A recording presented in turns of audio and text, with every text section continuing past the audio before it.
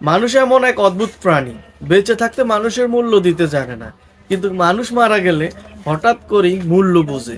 যখন মানুষটা ফাঁসে থাকে তখন তার সময়ের দাম নেই, তার কথার গুরুত্ব নেই, তার কষ্টগুলো আমাদের কাছে বিরক্তিকর মনে হয়।